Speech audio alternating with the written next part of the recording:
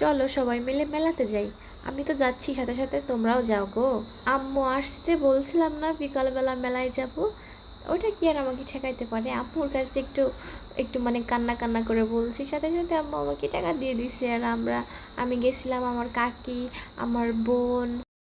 আমার মেন উদ্দেশ্য ছিল শুধু দুইটা ফুলের টব কিনে নিয়ে চলে আসবো। আমি তো ধরো সেদিনও গিয়েছি মেলায়, সব কিছু তো কেনা হয়েই গেছে। এখানে ঢুকলাম হচ্ছে ভূত দেখতে, জাদু দেখাবে জাদু। চুড়ি দুইটা পরে আমার হাত যে এতই কিউট লাগতেছে। এখন কিন্তু আমরা নৌকার মধ্যে আছি, দেখো সন্ধ্যা হয়ে গেছে। তো বাবুর জন্য আমাদের দোকান থেকে আসার সময় আইসক্রিম, তারপরে মানে ওই যা পাইছি ওইটা নিয়ে আসছি। এই দেখো একটা চুড়ি নিয়েছি, তারপরে একটা বাটি, তারপরে একটা স্টান, তারপরে হচ্ছে মাছের ওই যে আঁশটা ছাড়ানোর জন্য এটা নিয়েছি। আর এইটাতে আছে চুড়ি। চুড়ি তো কতই কিনতেছি, সেদিন গিয়েও কত চুড়ি আনছি। চুড়ি দেখলে আমার ভালো লাগে না, পরি না, বাট কিনতে ভালো লাগে। তারপরে যে গলার এই সেটটা নিয়েছি।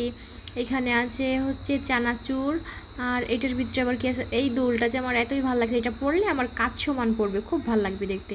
তারপরে যে দুইটা ফুলের টব নিয়েছি, হাতের একটা এই যে এটা নিয়েছি।